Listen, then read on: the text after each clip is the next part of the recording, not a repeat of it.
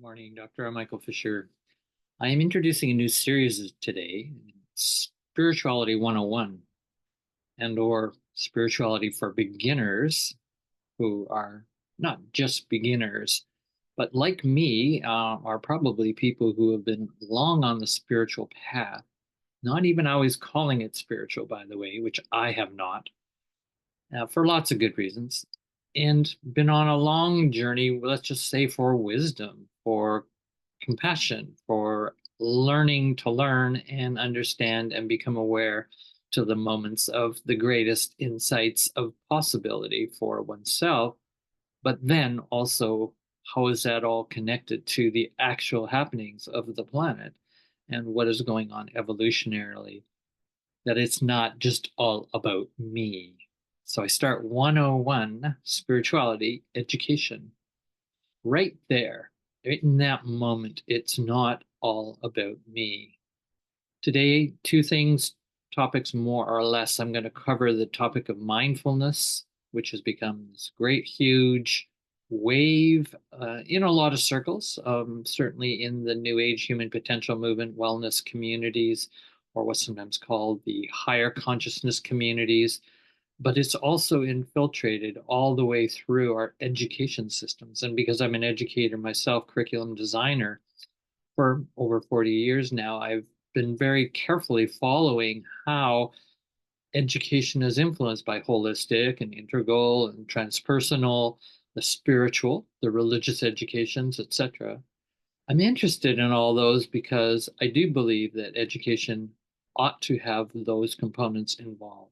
Consciousness is so important to education, but the survival of the planet and its health, sustainability, and sanity is also important. And that's not just for humans, that's for all beings, that we are here to find out a way to better live together. So it's an ethical basis to spirituality. It's not just about, can I reach my human potential to the max? So that will be one topic, mindfulness. The other topic will be my engagements with Oprah Winfrey, and we'll get to that in a moment. I am a critic, so I will bring to spiritual education a term that I've been reluctant to use for myself as a label, spiritual educator, but I am now using it. I come as a critic. That doesn't mean that I don't come as someone who's actually interested in inspiring people. Yes, I am. To what? Change, to transform, to transmute, to heal, to live a better life, and to be a better human being. Well, you're already a wonderful being, is where I like to start. But yes, we all can improve. It's the simple dictum for me has always been, or an aphorism that's guided my work since 1989, particularly when I really set out on this deep journey into the study of fear and fearlessness. My dictum goes something like this. You may have heard of it before. I publish it a lot, but it's worth always repeating. It's like a prayer or a mantra. And that is, when fear arises, so then does fearlessness. The other argument, or other part of that pattern of thinking and critique, is that when fearlessness arises, the ego demises. All right, let's get back to the topic, mindfulness. And as I come to that, I have to look at who are going to be my spiritual educator guides. So I will share a little bit of that here in this intro. And spiritual guides into the meditative, the contemplative life is another way to put it. Yeah, I could have become a monk. Some part of me was like, yeah, I think I just need to become a monk. I'm not made for this world. This world doesn't like me. I don't like this world. I don't really like people that much. People don't like me that much. Whatever the case, it's more or less of either one of those. Always operating, still operates.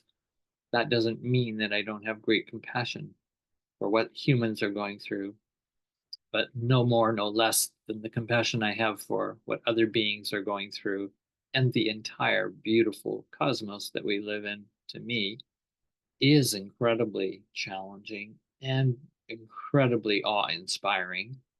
And at the same time, has a lot of great forces that need to be, quote, understood, and yes, quote, manage, quote, and for me, as a spiritual educator, to find the best ways to help people to understand, manage better.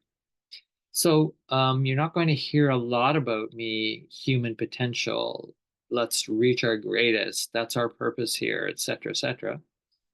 I am going to have a lot of nuance in that. So let me just first introduce very briefly. Parker J. Palmer is an educator. He's a spiritual contemplative, and wrote this one of his earlier books.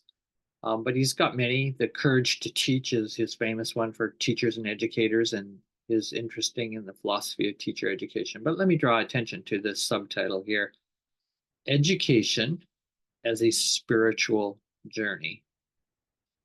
What an interesting definition. Good for him, Parker Palmer, who I've also critiqued in many articles and books that I've written, that he basically is putting a very interesting position for an educator like me. I was a school teacher, then got several degrees in education, 3 degrees in education after that, to a PhD level. Education is a spiritual journey. So actual education, right? Not education as what the state and the society norms are perpetuating as education, but spiritual education. You can see he really is saying education and spiritual journey are not this apart. For me, in my work in 1989, the In Search of Fearlessness project that I founded was education is a path of fearlessness. Get it? Path of fearlessness, journey, the path, that's education. Parker Palmer, education is a spiritual journey. We're on the same wavelength, him and I, and that's probably why I'm so critical of his work, because it's so close to mine and my critical thinking in my research that I really go after people the most critically who are closest to me. See, I don't go after enemies who so-called, or people who are so different than me, and if not opposite values and philosophies. I tend to go after the critics who are really close to me. And I think that's actually a very respectful thing to do. I often get accused, though, however, why don't you go after the really bad people and the bad values and the bad ways of, people promoting how to live on this planet? And I go, well, that's just kind of so obvious. It's just kind of too easy. And I find it very boring. So I'm much more interested in this critical edge of critiquing people who think a lot and have the same values as me, very close, anyways. But I also obviously have my own interest to be a unique critical thinker on this planet, and that's what I'm here for. Part of is learning how to be that in the best way and model what it's like to be a really good spiritual critic and spiritual practitioner and spiritual teacher. Yes, and all of that requires good theory, good philosophy, good thinking, and yes, good practices and a community around you that helps to connect and critique you and do it in respectful, good ways. So I also have critics outside of my own circle, but it's important that I have critics within my circle as well. That all spiritual practitioners really, that is the purpose of a monastery, for example, in the traditional contemplative traditions, the mystical traditions of all religions, is to have people around you who can check you up. Why? Because they're actually doing the same practices, more or less, that you're doing. So you all meditate together, you all pray together, you all listen to the same text or read the same texts and speeches, lectures, sermons, and then you come to discuss as a hermeneutical circle of inquiry. That's a critical inquiry, but it's also a nurturing inquiry. It's not one or the other. It's nurturing, challenging, right? That combination that every really good educator worth their salt, like a good parent, you want to challenge and you want to support. And the upcoming student, the child, the learner, underneath that regime of a really good, healthy, integrated way of teaching, will really thrive. There's just so much evidence of that. There's so much experience of that. So challenge, creativity, um, critique is part of that challenging, right? And being really fervent, truthing with each other. That's what we want to do as humans, as far as I'm concerned. So that's part of spirituality. Now let's move from Parker Palmer, my beginning to claim myself as a spiritual educator after all these years, and really I'm kind of thinking maybe no one should really name themselves as a spiritual educator until they're 70 years plus. Yeah, I kind of think so. There's a lot to learn before you come out and say, I'm a spiritual educator. Okay, well, I'm 72. I think I can now use that label. All right, so let's, I guess, move to my interest in Spirituality 101, starting with an interesting quote paraphrase from the Buddha.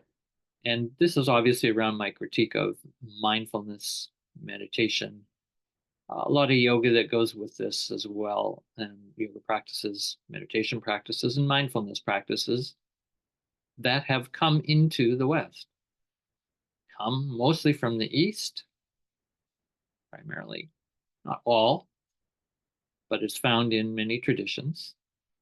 Yeah, meditation is a type of prayer. Prayer is a type of meditation, right? However, we want to understand those.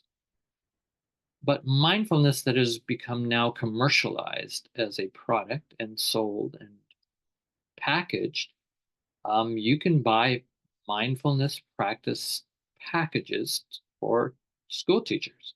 That curriculum people are bringing into curriculums that universities are hiring very expensive consultants and workshop leaders and program developers to come into their departments, or at least a university as a general whole, and under the label of wellness, amazing big category that's now being created.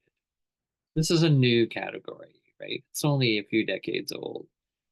And humans are exploring this package called wellness community. Wellness at work, work well. There's many ways that it's pitched, but ultimately mindfulness is part of the training. It's part of what we are seeing now as a really healthy education, be like sex education or something like that. I think we need fear education, but that's not going to sell right now. People are more into self-compassion training, and that has a huge mindfulness component in it. So you might hear that term, self-compassion programs and training. Well, a lot of people are getting benefit from it, right? There's no use me griping about and critiquing if I don't admit that there's a lot of benefit from mindfulness, meditation, yoga, etc. There's no doubt there's benefit from wellness programs. All of them good intended. But in Spirituality 101, a critic starts with just because something is well intended, even has a pretty good philosophy and theory and understanding of practice and how it's related to theory, and that there seems to be some tested evidence in many different ways. It can be tested as a collective group, but also in empirical research, that there are good results from a spiritual education, from mindfulness brought into spiritual education of some kind. Now, I could go on and on about the critiques of how that's been used and abused, and I won't do that here. That's another video, really, of the dangers and the downside of mindfulness training and how it's actually making people do more work, work harder, more hours continually under many pressures. And corporations are then giving people wellness training packages and programs to try to keep them healthy and self-responsible and all the good things of mindfulness training, but never to complain about your workload. Why? Because you're practicing mindfulness so that you can handle more and stay more peaceful and calm. They pile on the work, the pressures, and you're supposed to be mindful and healthy and good positive attitude, part of the team. Okay? Very dangerous in an industrial society to use. corporatist society, as we are, to use mindfulness, meditation practices, yoga, etc. Yes, they'll even pay for you to go and do yoga courses. You see, this is a really dangerous combination when that's under a corporate funded program of this is how we want our employees to be healthy and well. They cost us less and they will do more work for less money. Profits go up. You get my critique there. But let's go to just the simple teaching around mindfulness that I want to leave you with today, and then I'll go on to Oprah and my critique. All right, so the Buddha has a quote, something like this. I saw it the other day, and it just really resonated for me as being fundamental to spirituality 101. The quote goes something like this. The students approached the Buddha one day at class and said, Buddha, tell us what you have gained from meditation. Again, could be mindfulness. What you have gained. That's really important. Meditation, mindfulness. They're sort of equivalent as I'm speaking here, and they are often mixed together in most people's minds. Okay, so the students come up again. I repeat, Buddha, what have you gained from meditation? The Buddha answers, paraphrasing here, I have gained nothing. Capital N. Nothing. But let me tell you what I have lost. Anger, resentment, the fear of death, ...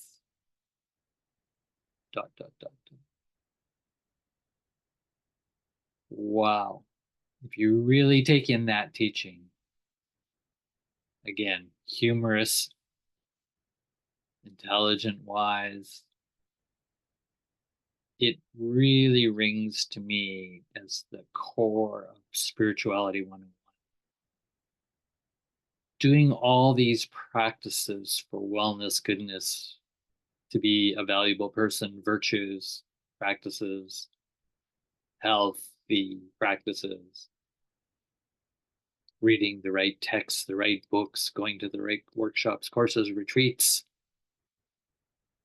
that you will gain something. There will be a takeaway.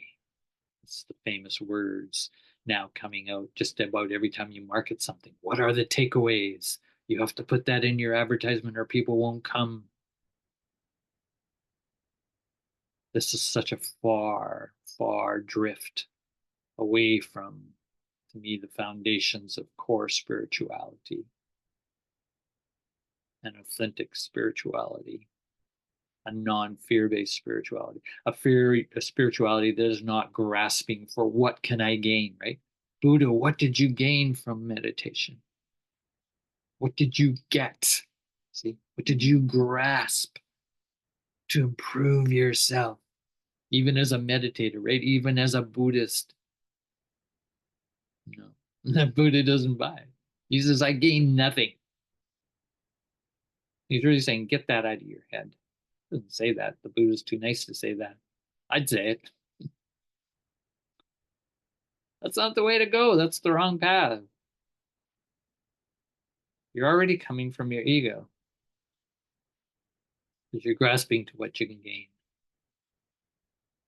So a wonderful teaching there. Yeah, you can spend time with that teaching, but it's what I call the negativa path, or what Matthew Fox and other spiritual educators who I really respect call the dark path, the path of the apophatic, the via negativa, the mystical path. Okay, so the last part of this sermon today, oh boy, called it a sermon. That's what happens when you label yourself a spiritual educator. All of a sudden you think you're doing sermons. Dharma talks. It's preaching. I would rather think that I'm just doing teaching. Let's stick it to that. Okay, I saw a great, interesting demonstration of a spiritual talk by two very powerful spiritual teachers today who are involved in, whether they call it or not, from my point of view, they're involved in spiritual education on a mass scale. And that is Eckhart Tolle and Oprah Winfrey. The video I watched was them talking about a 10-year anniversary. So it's very recently, just this week. And Oprah's show, Super Soul Sunday. She's got Eckhart Tolle, and she says, "Boy, 10 years ago," paraphrasing Oprah, "we got together and put your book on my book club. Your teachings took off, so I invited you in to do a series of video talks." They did like 5, 6, or 10 or something like that. I don't know. I've never watched the talks. And it was a series on his new book, A New World. And this was about basic spirituality for the age we're going into, right? This very challenging age of the 21st century and so on. So they're reviewing this 10-year, and Oprah celebrating, as she does and loves to speak, preach. And she says, "We created, Eckhart Tolle and I, the greatest," I think she actually says the biggest. I always get conscious and critical with anyone who used "we did the biggest." This was the biggest, very corporatist. "We created the biggest classroom ever in the history of blah, blah." And it was 40 million people in their class doing spiritual education, their kind of 101 version on mass digital, right? International world scale for these series of viewers and participants in that course. And the whole thing just seemed, oh, wow, you just said that you created the biggest classroom ever. And I'm going, as an educator, what does that mean? Why is that valuable? Is that not exactly what the Buddha warned? You're trying to get something. Here are these two spiritual teachers trying to get to be the world's biggest classroom. Well, I'm not sure about Eckhart Tolle wanting that, but he obviously participated in it under all Oprah's enthusiasm. And she certainly wants it. And she's certainly a total devotee to Eckhart Tolle's teachings and tries to be everything that she reads from them. She flashes his book in front of the audience during this latest talk interview. And so I just see so much contradiction in the Oprah Winfrey, constantly wanting to be humble, to not be in her ego. "I don't have to prove myself." I'm quoting her. "I don't have to prove myself to be right," end of quote. And Eckhart Tolle's nodding his head constantly. "Yes, that's right, Oprah. Yes, yes." And they're just like reinforcing each other about their spirituality. And I found it sort of interestingly, weirdly disturbing to watch these two who have had the biggest world's classroom in spiritual education ever. And that's where they're at. This is the kind of dialogue. There was no criticality towards anything they're doing, a sense of doubt or discernment of maybe we haven't, really reached the kind of teaching we want. Everything was raw production, bigger and better, bigger and better. You get the critique I'm after. And then regarding what I disagree with in so much of Eckhart Tolle, even though he's so popular as a spiritual mindfulness teacher. So here's a quote he throws out in the video, and it's obviously comes from his work for decades, and I've seen it many, many times as I've read bits of his work, listened to parts of his lectures. quote, the most vital thing in spiritual life is to be able to watch your mind, end of quote. Okay, so he's saying the most vital thing, the most vital thing in spiritual life. Okay, you, Eckhart Tolle, you're just like saying universally that is the most vital thing. You're not just saying that's your opinion. You're saying it is. You're not just saying, well, this is what I've learned. You're saying it is to watch your mind. You see, you hook that to mindfulness and then you hook it to his absolutism, that is the way it is in terms of spiritual life. Well, you just undermined any kind of critical self-reflectivity that maybe you don't know what is the vital, most important thing in spiritual life on a grander scale, universalizing across cultures, time, and history. Have you talked to other scholars of spiritual life about this? Do they have challenges to you? Where is that? No, it's not in the book. Everything's recipe. Same with Oprah. And they love that. And that's what sells. That's what markets. Sell the recipe. Put out the spiritual recipe. XXX, another product, another product, another product, another product. And if that becomes the basis for spirituality, spiritual life, spiritual education, I'm not for it. I'm very against it. Oh, Michael, you're not supposed to be against anything if you're really spiritual. Oh, okay. Yeah, who said that? Is that a conversation or is that just a judgment that you're about to dump on me and somehow think you're righteous enough that it's true? So you see, the lesson in Spirituality 101 I start with, as you can hear, it's not what you're gaining. And don't defend what you're gaining. Attend to, as the Buddha says, attend to what you're losing. And I'm looking for what is Oprah losing and how does she talk about what she's losing? But see, that doesn't sell.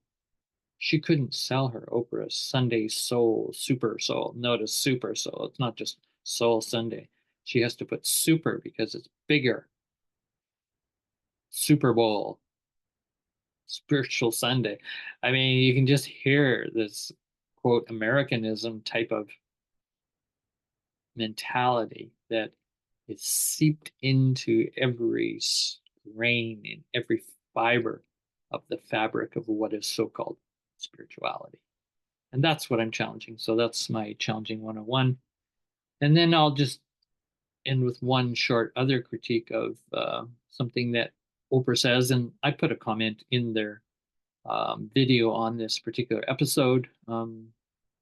So I'm not just complaining here with you about it. I actually put it out for public discussion about the inconsistency when Oprah is trying to be so humble, trying to be so open-minded, because this is the conscious mind. It's not the ego mind that she's really onto. She's not saying she's perfect, so I'm trying to accuse her of that.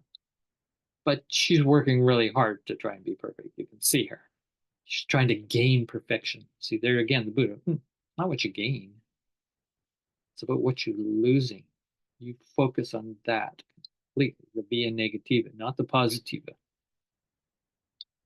You can come around to the positiva and all those positive traits. It's the other part of the mystical path, according to Matthew Fox. But if you don't do the via negativa first, especially with us in the West who are so individualistic, consumeristic, gain bigger, better, bigger, get more, more, more, so it can build me up to be a spiritual person. This big ladder of construction. Yeah, we have to really go with the minizing, the minutiae, as I call it, the minutio, the minus, the minimalist path, at least as a major part of your spiritual theory and practice. This is not a video on that per se, but that's what the Buddha was getting at. So here she shows me again in all this attempt to be so humble, spiritual, good, that she's trying so hard to be. And at one point she says to the audience, Eckhart Tolle does not challenge this at all, which disturbs me. He just doesn't nodding, constantly smiling because he loves Oprah. And she says, because there's really only one goal. She's talking about for all humans on this spiritual life, just like Eric Tolle, talking about all humans, these great, huge generalizations about spiritual life. And here's the spiritual educator, Oprah Winfrey, 40 million people plus. And she's now saying, because there really is only one goal. And she's talking about that is just being conscious awareness and higher consciousness, watching your mind so that you become higher and more aware, more aware. And they actually say that. I quoted her, more aware, more aware. See, better, better, super, super aware. This is so, so, so not the spiritual path and the authentic traditions of which I'm speaking, and the traditions that are not based on fear and the fear of grasping, the fear of the ego that needs to grasp and hold and attach. No, I'm not coming as a Buddhist today. I'm not a Buddhist. I just happen to be finding one quote from the Buddha, the one I gave you earlier, and it's a good teaching. I look for good teachings everywhere. I look for them in Eckhart Tolle. I look them, you know, Marianne Williamson or whoever, Oprah too. So I'm looking for when is it fear-based, and I'll end with publication. I just remembered I actually published in 2003. Philosopher on Fear meets Oprah Not, and this was a little technical paper. It was one of my first dialogues I had with a spiritual teacher, and I used Oprah and me in a conversation. And I'll leave that for another time. Or if you really want me to read it or something, I'll read it and record it on a video. Not sure if this is up online. I don't think it is. Maybe at some point I'll reproduce it some way to get it up online so people can download it. But 2003 is when I finished my dissertation on fearless leadership in and out of the fear matrix, which was my challenge to educators of all kinds. Yes, spiritual educators as well, on how are you actually going to bring about fearless leaders in the future. I'll leave it at that. Thanks very much for listening today. If you want to comment on Spirituality 101 or contribute in the discourse below, lots of comments there. I think we can have a good conversation. I'll do a series of these Spirituality 101 over the next year. Have a good day.